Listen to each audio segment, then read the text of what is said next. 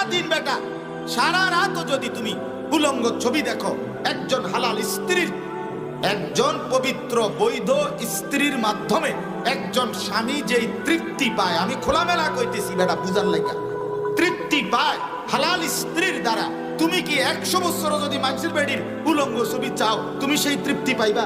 তো তুমি কিত্তা হুদা হাও বেডি চাও, তুমি এই প্লাস্টিক চাইয়া লাভ কি? কথা কর নাম। আমরা যে পরিমাণ জওয়ান বুড়ো নারী পুরুষ আল্লাহকে ছেড়ে দিচ্ছি, আখিরাতকে ছেড়ে দিচ্ছি, দিন যত বাড়ছে আমাদের ঘরে পরিবারে স্ত্রী সন্তানের জীবনে সর্বত্র আল্লাহর নাফরমানি। আমাদের চোখের সামনে ছেলের বউ পর্দা করে না, আমরা মেনে নিচ্ছি। নিজের বিবি পর্দা করে না, আমরা মেনে নিচ্ছি। আমাদের চোখের সামনে আমাদের 16 বছরের ছেলে, আপন সন্তান, আহা আমার ঘরে ঘুমায়, কোনো দিন ফজরের নামাজ পড়ে না, আমরা এটা মেনে নিচ্ছি। এটা মুসলমান হয় কেমন? মুসলমানের আখলাক এভাবে হয় কেমন? ওই মুসলমান তো চিৎকার করে কাঁদার কথা, ওই মুসলমান তো মাটিতে গড়াগড়ি খাওয়ার কথা। আহারে আমার কি হবে, আমার ফ্যামিলির তো কেউ নামাজ পড়ে না, আমি দুনিয়ায় কেন আসলাম, আমার জীবনে আমি কি করলাম, আমার অর্জন কি? তাই আমার অর্জন কি? আমার বাবা প্রাইমারি স্কুলে মাস্টারি করতেন, আমার আব্বা একটা মসজিদে ইমামতি করতেন, 43 বছর এক মসজিদের ইমাম ছিলেন আব্বা। আলহামদুলিল্লাহ, বাবার এই কষ্টের অল্প কয়টা টাকা দিয়া সারাটা জিন্দিগি কষ্ট করে, আমরা তো 5 ভাই, আলহামদুলিল্লাহ 5 ভাইকে আল্লাহ আব্বা আলেমে দ্বীন বানাইছে। কতজন কত কিছু কইছে আব্বারে। আব্বাই বলতেন আমার মরার পরে যেন আমার 5 ফুট তারাই যেন আমার কবরের চারদিকে দাঁড়ায়। কি মিয়া জিন্দিগি, আমরা যারা দিন মানে যারা দিন মানে না, উভয়ই তো দুনিয়া ভোগ করতেছে না। যেই বাজারে আপনারা পাঙ্গাস, তেলাপিয়া, ফুলকপি, পাতাকপি, ধনিয়া পাতা, কাঁচা মরিচ, পারবের মুরগা, কক মুরগা এডি তো কেনেন নাকি আর কিছু? তো ইমানদার তো এগুলোই কেনে, নামাজি মানুষ তো এগুলোই খাচ্ছে। তো আপনি আলাদা কি ভোগ করতেছেন? দুনিয়া আলগা কিতা ভোগ করছেন? আমরা যদি নিষ্ঠে পাও দিয়ে আড়ি, আপনি মাথা দিয়ে নিয়ে আড়েন, তো আপনি কিতা ভোগ করছেন কি?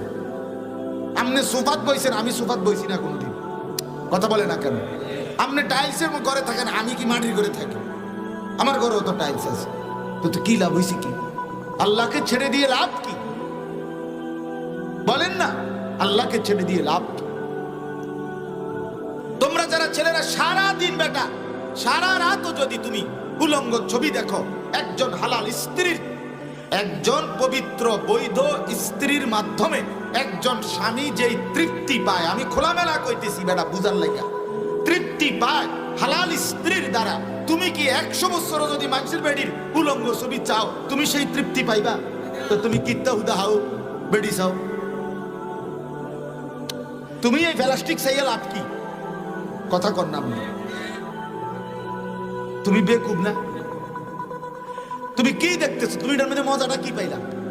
না ধরতে পারলা, না ছুঁইতে পারলা। আহা, নিজের জীবন নষ্ট করে দিলাম, চরিত্রটা শেষ করে দিলাম, টাকাগুলো শেষ করে দিলাম, এমবি নষ্ট করে দিলা মোবাইলের, নিজের শরীরের যৌবনের শক্তি নষ্ট করে দিলাম। জিনা, ব্যভিচার, নিজের হাতকে মন্দ কাজে ব্যবহার, অসৎ মেয়ের পিছনে ঘুরে, মদের আড্ডা, জুয়ার আড্ডা, নেশার আড্ডা, নারীর আড্ডায় ঘুরে তাং ফাং কইরা। সেদিন এক ছেলে আসছে আমার কাছে, কাঁদতেছে বসে বসে। আমি কিছে বাপ? হুজুর বাবার কামাইয়ের 45 লক্ষ টাকা, 45 লাখ টাকা এক বছরে বন্ধুদের আড্ডায় উড়ে গেছে।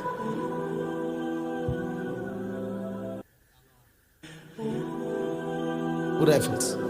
আরেক ছেলে আসছে ও উত্তরবঙ্গের দিক থেকে আমার কাছে, আইসা কাঁদতেছে, জড়ায় ধরায়। কি সে বাপ তোমার?